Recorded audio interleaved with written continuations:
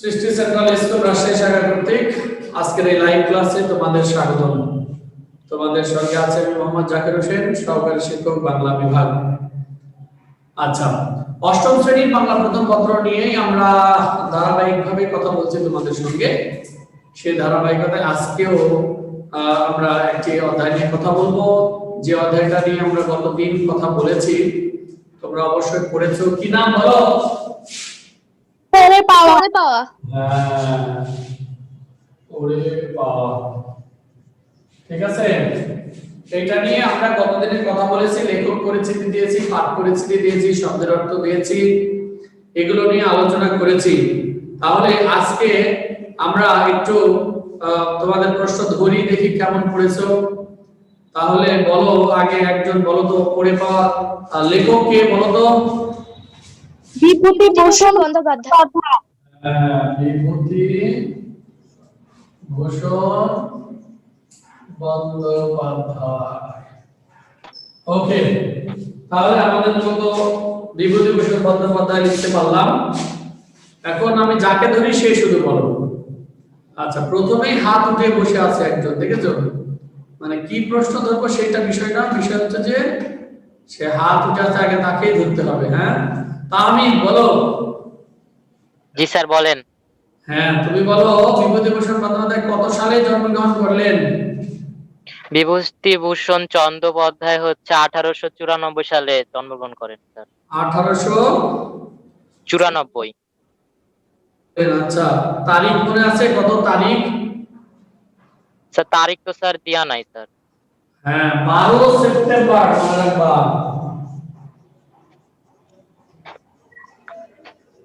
12 September. 12 September 1894 খ্রিস্টাব্দে জন্মগ্রহণ করলেন। কোথায় জন্মগ্রহণ করলেন রোকসানা বলো? 24 পরগনা জেলায় মুরাতিপুর গ্রামে। ওকে, ঠিক আছে। এরপরে ফারজানা আক্তার বলো। ফারজানা বলো তার পৈতৃক নিবাস। হ্যাঁ, তার পৈতৃক নিবাস বলো। স্যার পশ্চিমবঙ্গে 24 পরগনা জেলায় ব্যারাকপুর গ্রামে। ব্যারাকপুর গ্রামে। ওকে, গুড। আরিফ ইমতিয়াজ বলো। আরিফ ইমতিয়াজ, শুনতে পাচ্ছ? আচ্ছা, এর নিচে আছে জি দিয়ে, জি শুধুমাত্র আইডিতে লেখা আছে জি। শুনতে পাও? পাও না। এর নিচে আছে হাফসা। হাফসা বলো। কি স্যার? হাফসা তুমি বলো বিভূতিভূষণের পিতা এবং মাতা। স্যার আবার প্রশ্নটা করেন একটু। হ্যাঁ স্যার প্রশ্নটা একটু আবার বলেন। প্রশ্ন হচ্ছে বিভূতিভূষণ বন্দ্যোপাধ্যায়ের পিতা এবং মাতা নাম বলো। স্যার মাতা হলেন মীনাক্ষী দেবী আর পিতা হলেন মহানন্দ বন্দ্যোপাধ্যায়। ওকে, থ্যাংক ইউ। মহানন্দ বন্দ্যোপাধ্যায় এবং মাতা হচ্ছে মৃণালিনী দেবী। সুন্দর। এরপরে ইমতিয়াজ আহমেদ বলো। ইমতিয়াজ আহমেদ, শুনতে পাচ্ছ? ইমতিয়াজ আহমেদ শুনতে পাই না। বলেন। হ্যাঁ, শুনতে পেয়েছে। বলো, তুমি বলো যে তার প্রথম স্ত্রী কত সালে মৃত্যুবরণ করেন?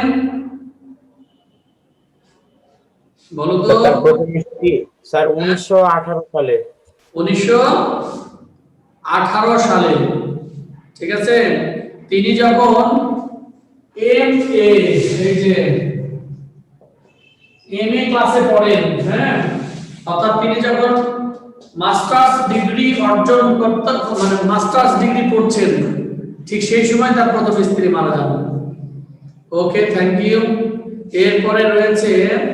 এরপরে আরো রয়েছে এটাকে ইরিন সুলতানা। ইরিন সুলতানা বলো। জি স্যার, আমার নাম আইরিন। ও, আইরিন সুলতানা, ঠিক আছে। তাহলে আইরিন সুলতানা বলো তুমি তো 18 সালে যখন মারা গেলেন, কত বছর পর তিনি দ্বিতীয় বিবাহ করেন? 22 বছর। 22 বছর। কত সাল? স্যার 1940 সাল। ওকে 1940 সাল 22 বছর পর তিনি ইন্তেকাল করেন। সুন্দর, থ্যাংক ইউ তোমাকে। এরপরে কানিজ ফাতেমা। কানিজ ফাতেমা বলো। জি স্যার। কানিজ ফাতেমা তুমি বলো যে বিভূতিভূষণ বন্দ্যোপাধ্যায় তার একটি শ্রেষ্ঠ উপন্যাসের নাম আমি বলেছিলাম, মনে আছে উপন্যাসটার নাম কি? জি স্যার। বলো। স্যার পথের পাঁচালী।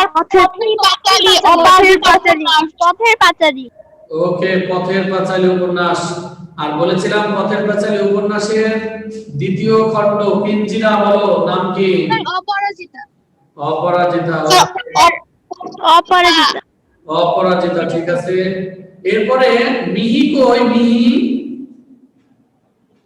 মিহি কি লাইনে আসছে? হ্যাঁ স্যার আছে। ও এই যে মিহি। মিহি শুনতে পাচ্ছ আমাকে? বলো।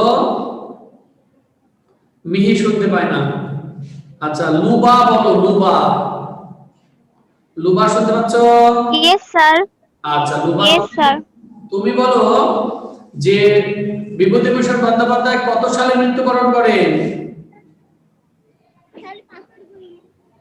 1950 সালে। 1950 খ্রিস্টাব্দে। এই যে 1950 সালের পহেলা নভেম্বর, নভেম্বর 1950 সালের পহেলা নভেম্বর তিনি মৃত্যুবরণ করলেন, ঠিক আছে। আচ্ছা বলো, কে কথা বলছে? কিছু বলছো? No sir. আচ্ছা, তো আরেকটা তথ্য জেনে নাও যে বিভূতিভূষণ বন্দ্যোপাধ্যায় ইসামতি উপন্যাস রয়েছে তার, এর জন্য রবীন্দ্র পুরস্কারে ভূষিত হন। রবীন্দ্র পুরস্কার লাভ করেন। আমার বলেন।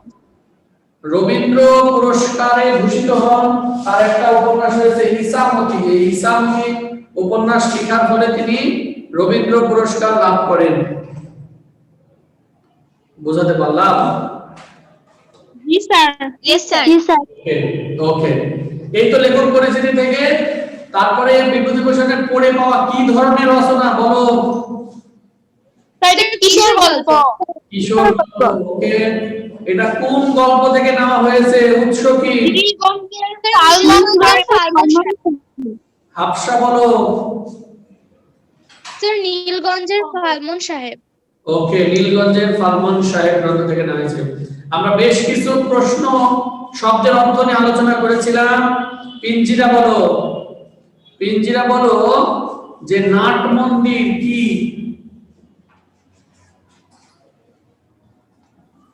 পিঞ্জিরা শুনতে পায় না। রোকসানা বলো। হলো দেব মন্দিরের সামনে ঘর যেখানে নাচ গান করা হয়। ওকে, ঠিক আছে। এরপরে রোকসানা বলো। রোকসানা বলো কাপালি কি? কাপালি তান্ত্রিক হিন্দু সম্প্রদায়। ওকে, গুড। আচ্ছা, তাহলে আমরা মূলত আজকে নতুন অংশে চলে যাব নাকি? তোমাদের অনেক তোমরা। স্যার আমার একটা প্রশ্ন ছিল। বলো। স্যার এখানে বলেছে হচ্ছে কথকতা, কথা ও পৌরোহিত্য, এটা মানে কি? পুরোহিত মানে যারা পূজা অর্চনা করে তাদেরকে বলা হয়। পূজা অর্চনা করে তাদেরকে, হিন্দু সম্প্রদায়ের মধ্যে যারা পূজা করে তাদেরকে মূলত বলা হয়। আর কথকতা? একই বিষয়, গল্প কথক। গল্প কথক মানে গল্প শোনায়, এইরকম ব্যক্তিদেরকে বলা হয় কথকতা, ঠিক আছে। Okay sir. আচ্ছা আচ্ছা, এরপর আজকে আমরা নতুন অংশে চলে যাই। পড়ে পাওয়া গল্পের মূল আলোচনায় চলে যাব আজকে, অর্থাৎ গল্পের পরিচয়। গল্পতে কি ছিল তোমরা কি পড়েছো বাসায়? Yes sir. জি স্যার। আচ্ছা, জি স্যার পড়েছি। যদি পড়ো, এই যে মিহি কেমন সরব হয়েছে, এতক্ষণ নীরব ছিল, নীরবতা স্যার আজকে কিন্তু কোশ্চেন করেননি আমাকে। করেছি তোমাকে দুইবার, তোমাকে দুইবার প্রশ্ন করেছি, তুমি সাড়া দাওনি। আচ্ছা যাই হোক, আবার বলবো। ওকে, তো যেহেতু তোমরা পড়েছো সেহেতু আমরা আরো ভালোভাবে এইটা বোঝাতে পারবো। তো পড়ে পাওয়া গল্পটি মূলত এখানে কয়েকজন বালক বালিকা রয়েছে, বালিকা তো নাই, বালক, গল্প কথক যিনি গল্প কথক বা লেখক, তিনি আমাদেরকে গল্প শোনাচ্ছেন। ঠিক আছে, ঘটনাটি ছিল একদম কালবৈশাখী সময়, জ্যৈষ্ঠ মাস। হ্যাঁ, প্রকৃতিতে প্রচন্ড গরম বিরাজ করছে, মাঝে মাঝে ঝড় বৃষ্টি বা কালবৈশাখী ঝড় আছে। এইরকম সময়ে বা এইরকম প্রেক্ষাপটেই গল্পটার সূচনা। এখানে আমরা দেখেছি বিধু, তিনু, বাদল, তারপরে হচ্ছে নিধু, সিধু, এইরকম কয়েকজন বন্ধু তাদের দেখেছি, তাই নয়? তো এই বন্ধুরা দুপুরের যখন বিকট বা রৌদ্রের মধ্যে, কড়া রৌদ্রের মধ্যে যায়, এবং এই কড়া রৌদ্রের মধ্যে তারা নদীর ঘাটে যায় গোসল করার উদ্দেশ্যে। সংক্ষেপে কাহিনীটা আমি একটু বলে নিই, তারপরে প্রশ্নগুলো আলোচনা করা যাবে। তো এমন সময় এদের মধ্যে সর্দার কে বলতে পারবা, বা প্রধান কে? স্যার কি প্রশ্ন বললেন? স্যার বিধু। এদের যতগুলো বন্ধু আছে এদের মধ্যে এদের দলের সবচেয়ে বলা হয় জ্ঞানী বা প্রধান কে? বিধু। স্যার বিধু। তো বিধু বলতেছে দূর পশ্চিম আকাশে কালো মেঘের ঘন ঘটা। হ্যাঁ, কালো মেঘের ঘন ঘটা দেখে বিধু বলতেছে পশ্চিম আকাশে মেঘ মানেই কাল বৈশাখী। আর কাল বৈশাখী মানে কি? ঝড়। ঝড় মানে আম কুড়োনো। হ্যাঁ, বৈশাখ জ্যৈষ্ঠ মাস, আম কুড়োনো। তো বলতেছে চাপাতলির আম বাগান, অর্থাৎ বাড়ুজ্যদের মাঠের বাগানে চাপাতলির আম এই অঞ্চলে খুব বিখ্যাত। ঝড় আসলে সেখানে যাবে তার আম কুড়োনোর জন্য। তো প্রথমে বিধুর কথা তাচ্ছিল্যের স্বরে নিল, হ্যাঁ, পরবর্তীতে দেখলো বিধুর কথায় সবাই মতামত দিল এবং তার সঙ্গে চাপাতলির সেই বাড়ুজ্যদের বাগানে গিয়ে হাজির। কিন্তু গিয়ে দেখতেছে যে সেখানে আগে থেকে সকলেই চলে আসছে আম কুড়ানোর উদ্দেশ্যে। হ্যাঁ, তো ঝড় রীতিমতো আসলো, আম কুড়াচ্ছে এবং অনেকগুলো এক একজন আমের ভারে নুয়ে পড়েছে বলা হচ্ছে। ঠিক আছে, এক একজন আমের ভারে নুয়ে পড়েছে, অনেক আম পেয়েছে। তো তারপরে আমরা দেখলাম যে বাদল এবং আমিয়ার বাদল বলা হয়েছে এখানে। গল্পকথক বা লেখক এবং বাদল দুজনাই সন্ধ্যাবেলা নদীর ঘাট দিয়ে বা নদীর ধার দিয়ে বাড়ি ফিরছে। যেহেতু ঝড় বৃষ্টি হয়েছে সেহেতু গাছের খড়কুটা রাস্তায় পড়ে বিশৃঙ্খল একটা পরিবেশ। তখন হোঁচট খেলো একটাতে, হঠাৎ করে কি যেন একটা হোঁচট খেয়ে পড়ে গেল এবং পরে দেখতেছে যে উঠায় দেখতেছে যে একটি বাক্স। কিসের বাক্স বলো তো? স্যার ডবল টিনের বাক্স। ডাবল টিনের ক্যাশ বাক্স। মানে দেখো আমরা এই বাক্সটা হচ্ছে বিশেষ করে বাজার যারা দোকানদার, ওই দোকানদাররা টাকা রাখার জন্য একটা টিনের বা কাঠের একটা বাক্স তৈরি করে, ওই বাক্সে টাকা রাখে যা বেচা বিক্রি হয়, এইরকম একটা বাক্স। ঠিক আছে, টাকা কড়ি আছে অনেক, হয়তো বা দেখেই বোঝা যাচ্ছে। তো কি আছে আমরা পরে জানছি। তো তারা এই বাক্সটি পেল এবং পাওয়ার পরে তাদের মধ্যে একটা উৎফুল্ল বা উৎসাহ বা আনন্দের আর সীমা নেই। তারা এসে একটা গাছের নিচে বসলো। কি গাছের নাম বলো তো? তেঁতুল তলা। তেঁতুল গাছ। তো বলা হয়েছে যে তেঁতুল তলায় ভূত থাকে। হ্যাঁ, ভূত আছে, কিন্তু তাদের আর ভূতের ভয় লাগছে না। কেন জানো?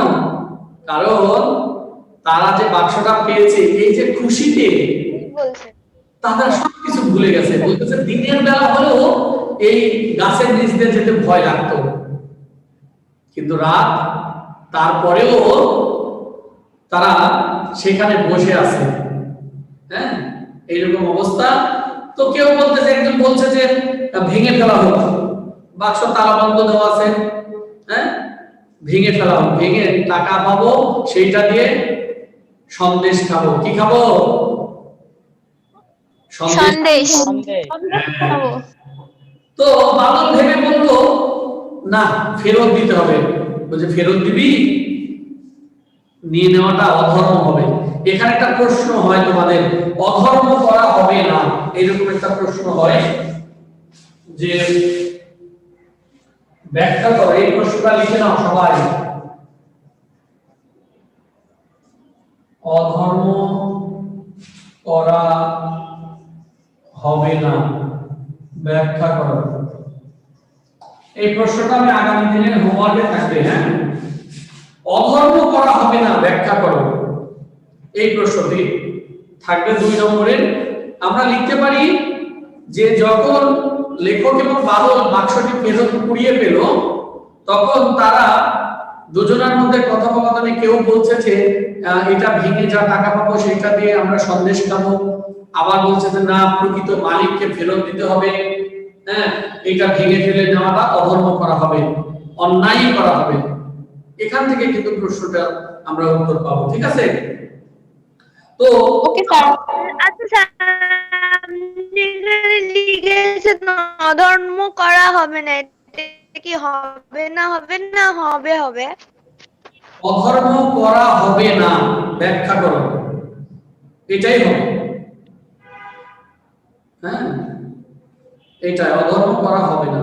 আচ্ছা, তারপরে দুজনের মধ্যে একটু মানসিকতার পরিবর্তন আসলো। এখান থেকে একটা প্রশ্ন আসে যে দুজনে হঠাৎ ধার্মিক হয়ে উঠলাম। একই প্রশ্ন, দুজনে হঠাৎ ধার্মিক হয়ে উঠলাম, ব্যাখ্যা করো। দুজনে হঠাৎ ধার্মিক হয়ে উঠলাম, ব্যাখ্যা করো। এটাও একটা প্রশ্ন যে কুড়িয়ে পাওয়া ডাবল টেনের গ্যাস বাক্সটি প্রকৃত মালিককে ফেরত দেওয়ার উদ্দেশ্যে কথোপকথনে তারা মালিককে ফেরত দেবে, এইরকম কথা মন্তব্যে তারা এই কথাটি বলা হয়েছে, মানে এই উক্ত মন্তব্যটি করা হয়েছে। ঠিক আছে? মানে দুজনে হঠাৎ ধার্মিক হয়ে না, এই আসলে না হবে না, জিনিসপত্র দেওয়া ফেরত দিতে হবে, প্রকৃত মালিককে ফেরত দিতে হবে, হ্যাঁ অন্যায় করা হবে, এটা ভেঙে মিষ্টি খেলে বা সন্দেশ খেলে অন্যায় করা হবে। এই যে এই কথোপকথনের মধ্যেই আমরা উক্তিটির ব্যাখ্যা পেয়ে যাব। ঠিক আছে? তারপরে সিদ্ধান্ত হলো যে না, প্রকৃত মালিককে যে কোনো মূল্যে ফেরত দিতে হবে। তখন চলে আসলো পরের দিন, তারা কি করলো, এই যে দলের সবাই একটা গুপ্ত মিটিং করলো, সবগুলো আসলো, গুপ্ত মিটিং করলো। কোথায় মিটিং করলো? এই নাট মন্দিরের কোণে, ভাঙা নাট মন্দিরের এক কোণে। এখানে এমসিকিউ প্রশ্ন আসে যে বাদলেরা কোথায় গুপ্ত মিটিং করলো? ভাঙা নাট মন্দিরের কোণে, নাট মন্দির কোণে কোণে। ঠিক আছে? তো বর্ষার দিন, আকাশ মেঘাচ্ছন্ন, কখনো কখনো হাওয়া বইছে, হ্যাঁ আবার কখনো কালবৈশাখী ঝড়, এইরকম একটা পরিবেশ বা এরকম একটা আবহাওয়া। বিভিন্ন জনা বিভিন্ন মন্তব্য করে কিভাবে ফেরত দেওয়া যায় বাক্সটি প্রকৃত মালিককে। শেষ পর্যন্ত একটা সিদ্ধান্ত উপনীত হলো। কি? অবশেষে বিধু ভেবে বলল, বিধু বলল যে মতলব বার করছি, দাঁড়া। কি মতলব? যে যা কয়েকটি কাগজ নিয়ে এসে এই কাগজগুলোকে ঘুড়ির মতো করে কাটতে হবে। ঘুড়ির মাপে কাগজ কেটে নিয়ে আয় দেখি, বিধু বলতেছে সকলকে। তার বিধুর হুকুম মান অমান্য করার সাধ্য কারণ নেই। হ্যাঁ, 2-3 খানা কাগজ ওই মাপে কেটে ওর সামনে নিয়ে আসা হলো। 2-3 খানা কাগজ, এটাও মনে রাখবা। কতগুলো কাগজ? 2-3 খানা। তারপরে আমরা দেখলাম বিধু বলল লিখ। কি লিখবি? বাদল লিখলো। এটাও প্রশ্ন যে কে লিখলো? বাদল বলল, বিধু লিখছে বাদল। হ্যাঁ, কারণ বাদলের হাতের লেখা অনেক ভালো, বলছে ওর হাতের লেখা ভালো, তুই লিখ। বাদল বল কি লিখবো বল, বলছে লিখ বড় বড় করে, বড় হাতের লেখা হলো, বুঝলি? যে আমরা একটা বাক্স পেয়েছি, যার বাক্স নিয়ে তিনি রায়বাড়িতে খোঁজ করুন। কোন বাড়ির কথা বললাম? রাই রায়বাড়িতে খোঁজ করুন। ইতি বিধু সিধু নিধু তিনু। অর্থাৎ তারা ঘুড়ির মতো করে কয়েকটা কাগজ কাটলো, কেটে সেখানে লিখলো যে আমরা একটা বাক্স কুড়িয়ে পেয়েছি, রায়বাড়িতে এসে খোঁজ করুন। যে প্রমাণ দিয়ে বাক্সটি নিতে চাইবে তাকে আমরা বাক্সটি ফেরত দেব। ঠিক আছে, এই বলা হলো, লেখাও হলো, এবং সেটা নিয়ে বেলের আঠা দিয়ে নদীর ধারে বিভিন্ন গাছে গাছে লাগিয়ে দেওয়া হলো। ঠিক আছে, লাগিয়ে দেওয়া হলো। এইভাবে কয়েকদিন কেটে গেল। বাক্স যেহেতু দেখেছে এইরকম ভাবে বিজ্ঞাপন দিয়েছে, তখন একটি কালো পাতলা রোগা একটা লোক আসলো। ঠিক আছে, এসে বলতেছে বাবু ইদির ভীষণ কান্না, ইদির ভীষণ। হ্যাঁ, এখানে কিন্তু নামের বিকৃতি উচ্চারণ করেছিলাম। ঠিক আছে, তো বলছে একটা বাক্স আমরা হারিয়ে গেছে, আপনারা কি কুড়িয়ে পেয়েছেন? হ্যাঁ, লোকটির কিন্তু বাক্স না, সে লোভের বশবর্তী হয়ে এসেছে। ঠিক আছে, তো বলছে আমার নামের বিকৃতির উচ্চারণ করতে শুনে তো মেজাজ গরম।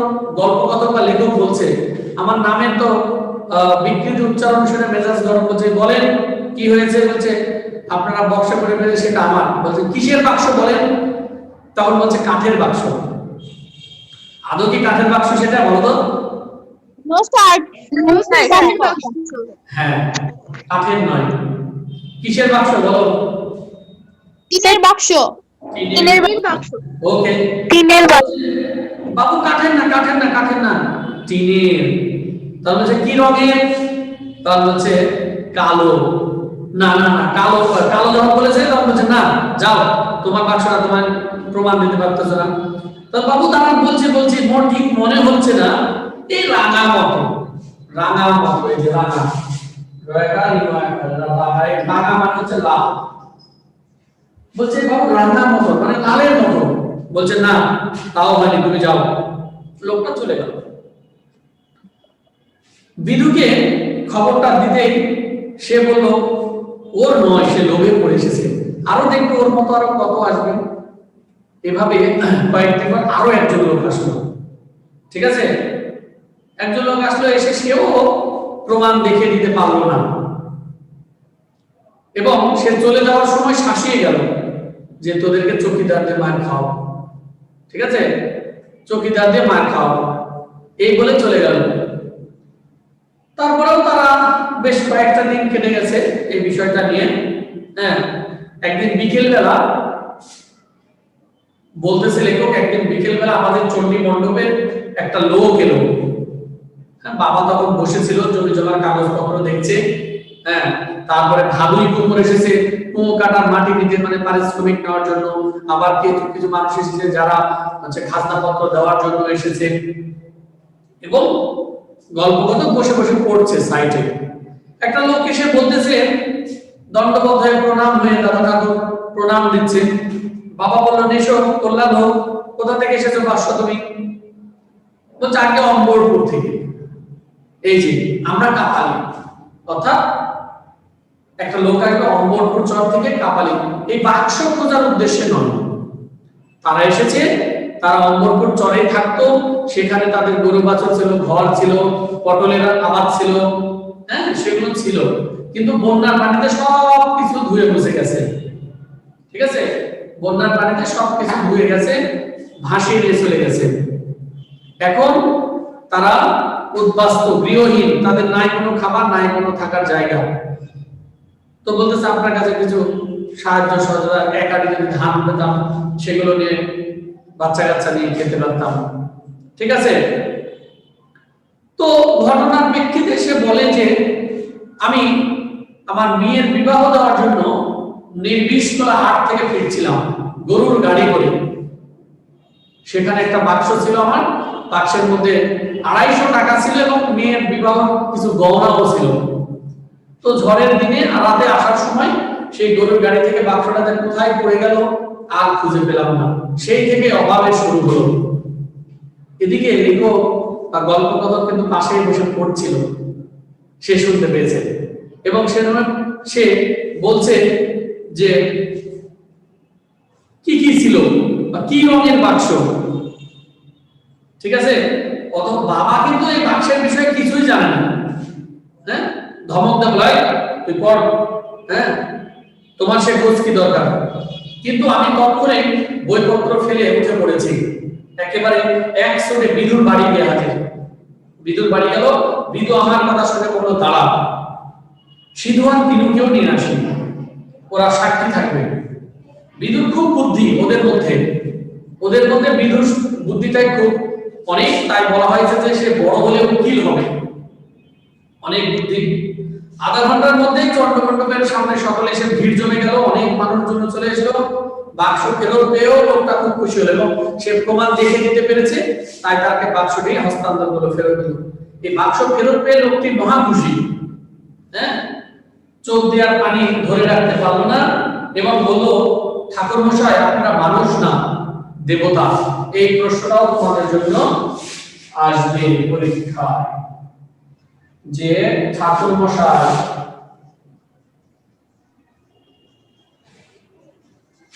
আপনারা মানুষ না দেবতা, দেবতা ব্যাখ্যা করো। এইভাবে প্রশ্নটা কিন্তু আসবে যে ঠাকুর মশাই, এখানে কিন্তু ঠাকুর মশাই করে একটা কমা হবে, ঠিক আছে, যে ঠাকুর মশাই আপনারা মানুষ না দেবতা, হ্যাঁ, যে ব্যাখ্যা করো। এই যে এই তিনটা প্রশ্ন কি সবাই লিখে নিয়েছো? জি স্যার। আচ্ছা, তো লোক থেকে ফেরত হলো তো বিদু বলতেছে বুদ্ধি তো অত সহজে ছাড়ার পাত্র না। সে বলল দেখে নাও সব মাল ঠিক আছে কিনা, আর এই কাকা বাবুর সামনে আমাদের একটা রসিদ দিয়ে দাও, বুঝলে কাকা বাবু, আপনি একটু কাগজ দিন না, ওকে লিখতে জানো তো না, ও উকিলই বটে, অর্থাৎ ও সবকিছুতে জ্ঞান রাখে এবং ওর জ্ঞান অনেক বেশি, সে বড় হয়ে উকিলই হবে। আমার বাবা এমন হতবাক হয়ে গেলেন যে তার মুখ দিয়ে একটি কথাও বেরোলো না, অর্থাৎ তার বাবা তো জানেই না যে এই ঘটনা, অথচ এই ছোট ছোট বাচ্চারা দেখো কিভাবে অন্যের হারিয়ে যাওয়া সম্পত্তিকে পুনরায় তাদের কাছে ফিরিয়ে দিল। তো মূলত গল্পটি একটা মজার একটি গল্প, অনেক ইন্টারেস্টিং এবং অনেক শিক্ষণীয় একটি গল্প। এখান থেকে আমরা একটা ঘটনায় আসতে পারি যে আমরাও যদি কখনো এইরকম কারো জিনিস পেয়ে থাকি, অবশ্যই তার প্রকৃত মালিককে ফেরত দেওয়ার চেষ্টা করব, ঠিক আছে। তো বলো, এই তিনটা প্রশ্ন কি সবার লেখা হয়েছে? Yes sir. জি স্যার, লেখা আছে। আচ্ছা, এই তিনটা প্রশ্ন হোমওয়ার্ক করবা, শুধু জ্ঞানমূলকের উত্তরটুকু দিয়ে পোস্ট করবা, শুধু জ্ঞানমূলকের উত্তরটুকু দিয়ে পোস্ট করবা। আর তোমরা এই তিনটা প্রশ্ন অনেক মনোযোগ দিয়ে পড়বা। আমরা আগামী দিনে এই তিনটা প্রশ্ন ধরবো এবং আরো বিভিন্ন প্রশ্ন নিয়ে আলোচনা করব। তবে আজকে আমরা যতটুকু আলোচনা করলাম গল্পটি, সকলের কি গল্পটা মনে হচ্ছে না স্মরণে হয়ে গেছে? জি স্যার। জি স্যার। আচ্ছা, তো এখান থেকে আমরা বেশ কিছু প্রশ্ন পেতে পারি, এমসিকিউ বা জ্ঞানমূলকের প্রশ্ন। যেমন আমরা বলতে পারি এটা কোন সময়ের ঘটনা, আমরা বলতে পারি জ্যৈষ্ঠ বা বাড়ির কাজ কি? হ্যাঁ স্যার বলছে বাড়ির কাজ কি? বললাম স্যার বাড়ির কাজ কি? এই যে বাড়ির কাজ, এইচডব্লিউ, এই তিনটা প্রশ্ন, এইটাই বাড়ির কাজ। Okay sir. আচ্ছা, তারপরে আমরা বলতে পারি যে দলের সর্দারকে বিধু, হ্যাঁ, তারপরে তারা হচ্ছে কোন রঙের বাক্স পেয়েছিল বা কিসের বাক্স কুড়িয়ে পেয়েছিল? হ্যাঁ, স্যার সবুজ রঙের টিনের বাক্স পেয়েছিল। সবুজ রঙের টিনের বাক্স পেয়েছিল। বাক্স পেয়ে তারা কোন গাছের নিচে গিয়ে বসলো? তেঁতুল গাছ। আচ্ছা, তেঁতুল তলায় তেঁতুল গাছে কি থাকে বলে তারা মনে করতো? ভূত স্যার, ভূত। ভূত দেখেছো কেউ? No sir. No sir. Sir কার্টুনে দেখেছি। আচ্ছা, তারপরে পড়ে পাওয়া গল্পের সমস্ত সংশয় দূর করে দিল কে? এরকম একটা প্রশ্ন থাকে, বলতে পারো? বিধু। বিধু। তারপরে ওই যে আমরা এরপরে বলতে পারি যে কয়টি কাগজ নিয়ে এসেছিল? দুইটি। আবার বাদলদের গুপ্ত মিটিং কোথায় বসেছিল? স্যার ভাঙা নাট মন্দিরে। ভাঙা নাট মন্দিরে। এরপরে আরো প্রশ্ন দিতে পারি যে কাপালি কোন হাট থেকে পটল বিক্রি করে ফিরছিল? কে বলতে পারে? মিহি বলো, মিহি বলো। স্যার প্রশ্নটা আবার বলেন। কাপালি কোন হাট থেকে ফিরছিল? নির্বিষ খোলা। নির্বিষ খোলা হাট থেকে পটল বিক্রি করে ফিরছিল এবং বাক্সের মধ্যে কত টাকা ছিল বলো তো? 250 টাকা। 250 টাকা। হ্যাঁ, আর আরো কি ছিল? আরো কি ছিল? পটল বেচার টাকা 50টি। ওকে, ঠিক আছে। তারপরে আমরা শেষ পর্যন্ত দেখলাম যে এই বাক্সটি প্রকৃত মালিককে ফেরত দিল, তাই না? জি স্যার। এই তো, আর কিছু আছে বলো? ও আরো একটা প্রশ্ন গুরুত্বপূর্ণ আছে যে কাদের বাগানের আম খুব মিষ্টি? বারুজ্জোদের। বারুজ্জোদের বাগানের চাপাতলি আম খুব মিষ্টি। Okay, yes sir. Yes sir. বলো আর কোনো সমস্যা আছে আজকের ক্লাসে কারো? No sir. No sir. Hafsa, homework কি বুঝতে পেরেছো? জি স্যার। আচ্ছা, জি স্যার। ওকে। তাহলে এই তিনটা প্রশ্ন লিখে গ্রুপে পোস্ট করবা। যদিও হাফসা আমাকে গতদিন হোমওয়ার্ক দেখেছো, আমি এখনো দেখতে পারি না, তাই না? স্যার আমি আপনার আইডিতে দিয়েছিলাম। হ্যাঁ, আমাকে দিয়েছো, আমি দেখতে পারি না। আমি আজকে দেখবো, আজকে দেখবো, আজকে দেখবো ইনশাআল্লাহ। এখনো দেখি নাই। আরো কয়েকজন হোমওয়ার্ক আপনার আইডিতে দিব স্যার? হ্যাঁ, হোমওয়ার্কটা কি স্যার আপনার আইডিতে দিব না স্যার গ্রুপে পোস্ট করব? আমার আইডিতে দিবা, আমার আইডিতে। Okay sir. স্যারের আইডিতে হোমওয়ার্ক দিতে হবে আপনার আইডিতে। আমার আইডিতে দিলে আমি হোমওয়ার্কগুলো যত্ন করে দেখতে পারবো। আর যখন গ্রুপে দিয়ে দাও তখন কি হয়, অনেকগুলো হয়ে যায় আর খুঁজে পাওয়া যায় না। Okay sir. তো তোমরা দিবা, আমি দেখে দেবো ইনশাআল্লাহ, সমস্যা নাই। বলো, আর কোনো কারো প্রশ্ন আছে? No no sir. স্যার। আচ্ছা, তাহলে আমরা আজকে প্রশ্ন যদি না থাকে তাহলে ক্লাসটা শেষ করে দেবো। হ্যাঁ, ওকে। তাহলে আজকে ক্লাস আপাতত এটুকুই। আগামী দিনে আবারও তোমাদের সঙ্গে দেখা হবে। সে পর্যন্ত সবাই ভালো থাকো, সুস্থ থাকো। আল্লাহ হাফেজ। আসসালামু আলাইকুম স্যার।